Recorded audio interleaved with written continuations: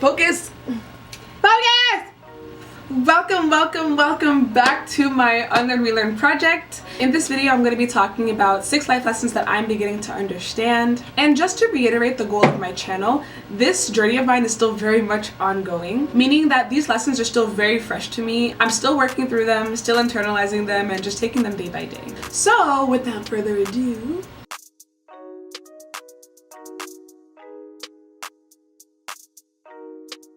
stop being a crybaby about everything. So I actually came to this lesson by reading the book The Subtle Art of Not Giving a Fuck. Don't get me wrong, the whole book is shit. I would never recommend it to anybody ever. But there was a quote from it that actually did stick with me. It was something along the lines of, you may not be 100% in control of what happens to you, but you are 100% in control of how you react to it. Now, I used to be one to love dwelling on the past. I used to love blaming other people for my unhappiness, for my dissatisfaction, whatever. But something that I'm starting to really understand is that something can even be 100% somebody else's fault, but that doesn't mean that they all of a sudden become any percent responsible for your happiness. And that's like a really difficult thing to wrap your head around, because I used to feel totally insulted whenever people used to tell me that. No, you're responsible for your own happiness, wah wah. At the end of the day, the only person that is left hurt is me. And maybe whoever or whatever did hurt me might feel some remorse at some point, but my healing should never ever be dependent on that. If the reconciliation comes, cool. If it doesn't, honestly, it really sucks, but I can't let that consume me and everything that I am. And obviously it's okay to allow myself to, wallow and grieve and let myself feel what I want to feel for a short period of time, but it's really important to be able to recognize when it's time to pick myself up and rejoin real time.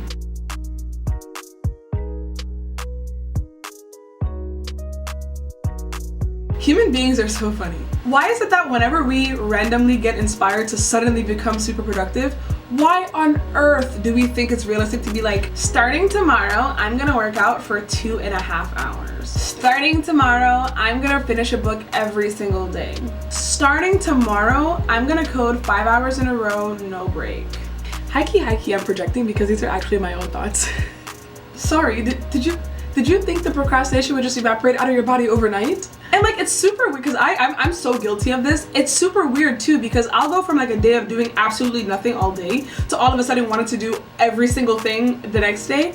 Like, the honest to God truth is that the simple thought of me having to do anything that lasts longer than 5 minutes is exhausting. I'm exhausted just thinking about having to get out of my bed and do anything. So to remedy this, I've been implementing these things called mini habits. So I actually got inspired by this YouTube video. I'm gonna try to pop it up here. Hopefully this works out, bro. And so essentially how it works is that instead of being really hard on myself for not being able to work on something for hours on end, I only require that I do about 5 to 15 minutes of any activity per day. So right now, for example, I only require that I do 15 minutes of exercise. I only require that I do 15 minutes of Arabic practice, complete 1 coding challenge, read 5 pages of whatever book I'm reading at the moment. And so the psychology behind it is that by only requiring just a few minutes, I feel like I can just do it and be done with it. More often than not, I actually do end up going for a lot longer than the minimum required time that I've allotted for myself. But there are some times when I do just do that bare minimum 5 or 15 minutes and I'm done. And the beauty of it is that in either case, whether I just do 5 minutes or I end up doing 5 hours, I'm still making progress. I'm still moving 1 step forward. And so I've learned to really appreciate this, because the hardest part about doing anything is just getting started. So by only requiring a few minutes, I feel like I can just get it done with, no matter how busy my schedule is, no matter how lazy I feel. I just have to get up, grab a pen, grab my laptop, work away for a couple minutes, and then boom, I'm either done or I feel motivated to continue.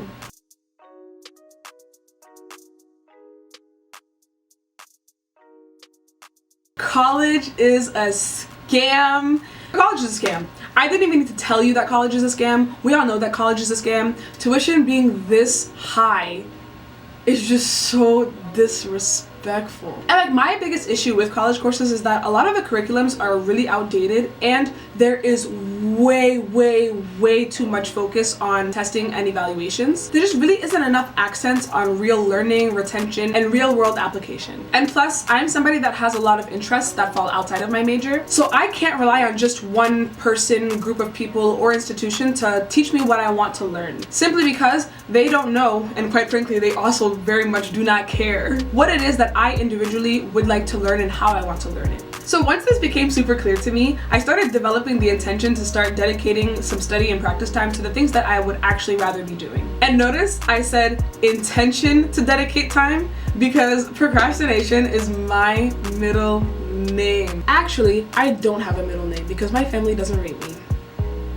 So where I go to learn a topic depends on what I'm trying to learn. Some good online learning platforms that I really appreciate are MIT Open Learning, Coursera, Udemy, LinkedIn Learning, and honestly, YouTube.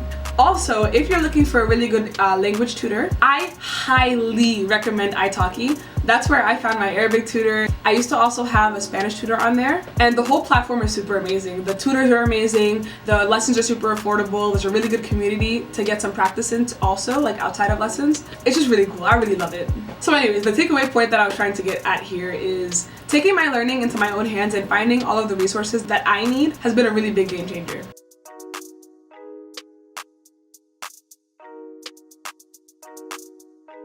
Plan, plan, plan. So one of the biggest delusions I have ever told myself is that I can live in an organized mess. Like, no bitch, you've just been so disorganized that your brain has literally been in survival mode this whole time. I don't know, maybe some people can live in an organized mess. I just know that I cannot, and I've just been lying to myself. So right now, what I use to kind of organize my days and my thoughts is I use both a physical planner and Google Calendar on my phone. The physical planner I use right now is this. Ooh. This little boy has been going through it. What I really love about this planner is the ability to be able to plan things either by month, a week, or day. So for example, for the month section, you have kind of this thing going. I hope it focuses. So one of the cool things about this page is that, ooh, refocus, okay, hello. So one of the cool things about planning for the month is that you're able to talk about what your plan is, what your goals are, and then at the end of the month, you get to revisit this page and talk about your wins and how you will improve next month. And then when you plan for the week, it looks like this. Honestly, this camera is like so shit at focusing. But what I really appreciate about the weekly planning page is that I can input all of my things on this side for whatever day of the week I need to accomplish something. But then on this side, I have stuff like talk about what my main goal for the week is, what my priorities for this week is, any extra notes that I need to keep in mind. And the number one section of this thing that I really love is, oh, you probably can't even see it because my camera doesn't focus.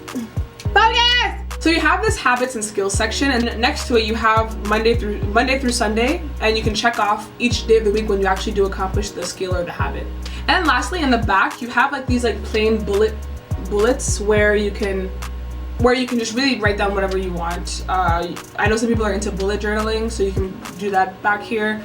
I usually just use it to write some random notes.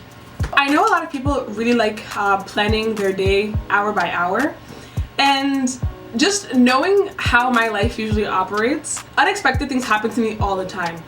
And it's not that I'm not flexible, it's that if I have to take the time to write out my schedule hour by hour, and then something comes up that derails my plan and I can't get to whatever I wanted to by a certain hour, I won't be pissed that my plan for the day is ruined. I'll be pissed that I spent so much time writing that plan and that I can't even follow through on it. Anyways, yeah, plan. And then alternatively on my phone, when I use Google Calendar, I pretty much just put things in there like my work schedule or any important tests or meeting times or events that I don't want to miss. And it's actually become really handy because sometimes I'll be scrolling on my phone in bed forgetting that I have to be somewhere, and then I get a quick notification about like an hour or two before I need to be somewhere, and then I'm like, oh shit, I gotta get up. And last but not least, time does not stop. Whether or not you accept that something is happening or has happened, time will continue to tick and talk by unbothered, uninterrupted.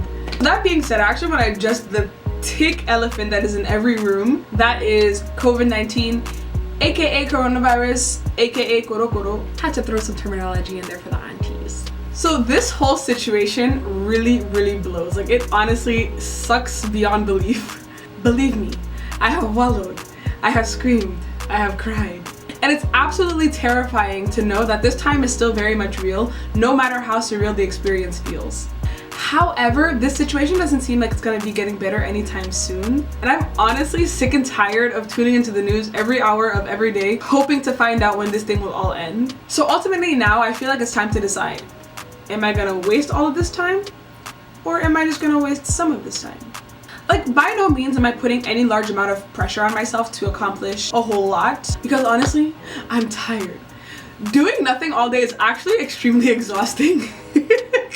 But I still do want to be able to find the strength to make little itsy bitsy progresses in a couple of things and just not really let this time be a massive damper on my goals. So overall here, what I've learned is that whenever I'm faced with adversity, such as what we're going through right now, I just gotta figure out whatever it is I need to do to make sure that I'm taking care of myself both mentally and physically, while making sure that I'm not giving up 100% on my plans. Maybe just give up like 60%. So some things that I've been doing is scaling back on the amount of activities that I do per day, taking a lot more breaks in between tasks, spreading out my load throughout the week, stuff like that. So something that I've actually started doing is I've been binging Brooklyn Nine-Nine after like 60 to 90 minutes of work as a reward for myself. And high key, I think it's working. So anyways, that is the end of my 6 lessons. I hope some of these resonate with some of you guys too, because these have been really pivotal lessons that I've gone through in the last year or so that kind of helped me change my perspective on how I see things. And yeah, hopefully you guys got something out of it too. So anyways, until next week in my new video.